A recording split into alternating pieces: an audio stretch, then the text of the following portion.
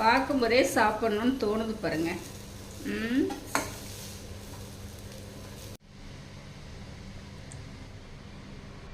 Hello friends, welcome to Eswari சமையல். இன்னைக்கு வந்து நம்ம ஈஸ்வரி சமையலில் ஒரு சைடிஷ் ரெசிபி எப்படி டேஸ்ட்டாக செய்கிறது அப்படின்னு தான் பார்க்க போகிறேங்க. இந்த ரெசிபி நீங்கள் எல்லாருமே ஏற்கனவே செஞ்சுருப்பீங்க. இருந்தாலும் நான் வந்து இந்த ரெசிபியோட நான் ஒரு பொருள் சேர்த்து நல்ல சுவையாக செய்ய போகிறேங்க. நல்ல ரிச் ப்ரோட்டீனாகவும் இருக்கும். சரிங்களா? இப்போ இந்த ரெசிபி எப்படி செய்யலான்ட்டு பார்க்கலாம் வாங்க. இப்போ வந்து 2 கேரட் எடுத்து வச்சுருக்கோங்க. இந்த 2 கேரட்டும் நல்லா கழுவிட்டு துருவி எடுத்துகிட்டு வந்துடலாம். அடுப்பு ஆன் பண்ணிவிட்டு ஒரு கடாய் வச்சுட்டோங்க. 2 ஸ்பூன் எண்ணெய் விட்டுக்கலாம். 1/2 ஸ்பூன் கடுகு,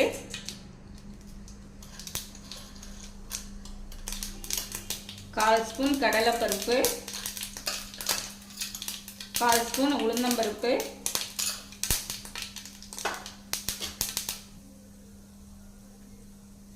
இப்போ எல்லாமே நல்லா பொரிஞ்சிடுச்சு. ஒரு பெரிய வெங்காயம் கட் பண்ணி வச்சுருக்கேன், சேர்த்துக்கலாம்.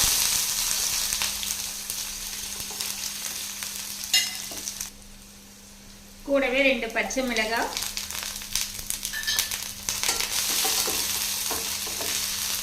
சேர்த்துட்டு நல்லா கலந்து விட்டுறலாம். கூடவே ஒரு கொத்து கறிவேப்பிலை.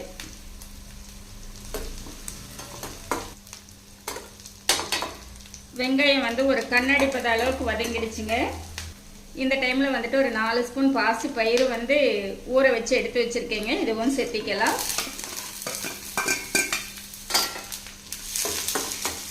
சேர்த்திட்டு கலந்து விட்டுறலாம்.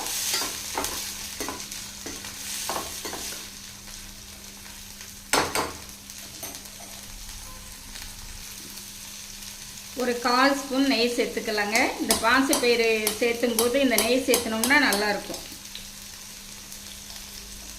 அதிகமாக சேர்த்துலைங்க, சும்மா ஒரு 1/4 ஸ்பூனுக்கு குறைவாக சேர்த்திருக்கேன்.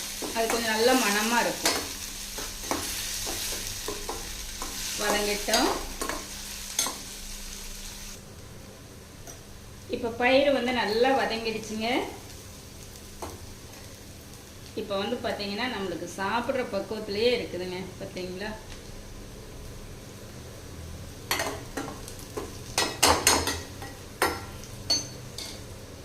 இப்போ நம்ம கேரட் வந்து நல்லா இந்த மாதிரி துருவி வச்சுருக்கோங்க. இந்த கேரட் வந்து சேர்த்திக்கலாம்.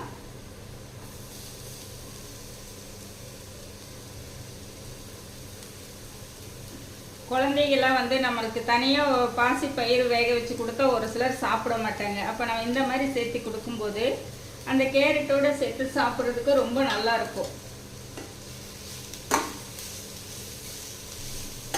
கலந்து விட்டுறலாங்க.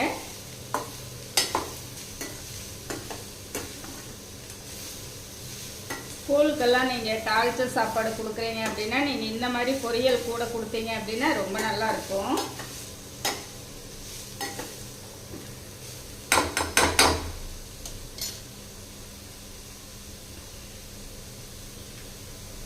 ஒரு 1/2 ஸ்பூன் உப்பு சேர்த்திக்கலாம். இதுக்கு வந்து நம்ம தண்ணியெல்லாம் சேர்த்த வேண்டாங்க. நல்லா கலந்து விட்டு நல்லா வதக்கிக்கலாம். வதங்கட்டும். நம்மளுக்கு கேரட் வந்து நல்லா 3/4 பதம் வதங்கிடுச்சுங்க. ரொம்ப வதங்கிடுச்சு அப்படின்னா சொதன்னு சாப்பிட்றதுக்கு நல்லா இருக்காது. இந்த மாதிரி ஒரு 3/4 பதத்தில் எடுத்தோம் அப்படின்னா நல்லா சாப்பிட்றதுக்கு வந்து ரொம்ப நல்லா இருக்கும்.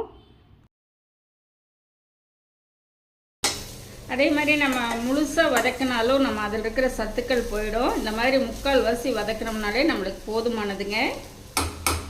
இடையில ஒரு 2-3-4 டைம் நல்லா கலந்து விட்டுருந்தேங்க. இதுக்கு வந்து நான் தண்ணி எதுவுமே சேர்த்தலை. சரிங்களா? கேரட் அப்படியே வதங்கி வந்துடுச்சு. ஒரு 2 ஸ்பூன் தேங்காய் துருவல் சேர்த்திக்கலாம்.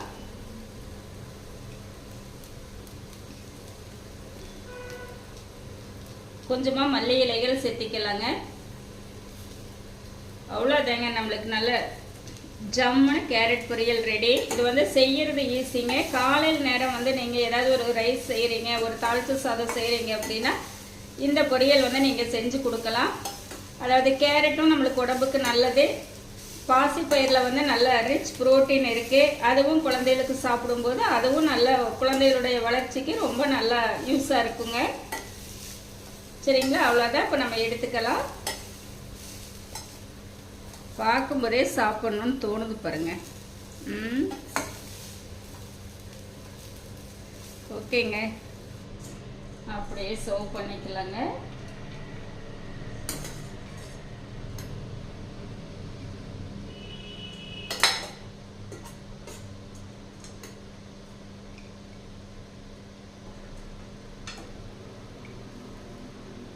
இந்த கேரட் பொரியல் வந்து நம்ம சாம்பார் சாதம், ரச சாதம், தயிர் சாதம் எல்லாத்துக்குமே ரொம்ப ஒரு அட்டகாசமான ஒரு காம்போவாக இருக்கும். செய்யறது வந்து ரொம்ப ரொம்ப ஈஸிங்க. டேஸ்ட் வந்து அவ்வளோ சூப்பராக இருக்கும். இப்போ வந்து நம்ம டேஸ்ட் பார்த்துடலாங்க.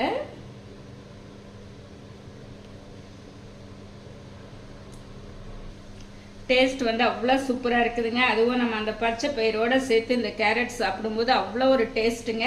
நான் செஞ்ச இதே மெத்தடில் நீங்களும் செஞ்சு பாருங்கள். நான் செஞ்ச இந்த ரெசிபி வந்து உங்களுக்கு ரொம்பவே பிடிச்சிருக்கும்னு நினைக்கிறேன். இந்த மெத்தடில் நீங்களும் செஞ்சு பார்த்துட்டு எப்படி இருக்குன்ட்டு கமெண்ட் பண்ணுங்கள். பிடிச்சிருந்தா லைக் பண்ணி ஷேர் பண்ணுங்கள். நம்ம ஈஸ்வரி சமையலை சப்ஸ்கிரைப் பண்ணி வச்சுக்கோங்க. இனி ஒரு நல்ல வீடியோவில் பார்க்கலாங்க. Bye by.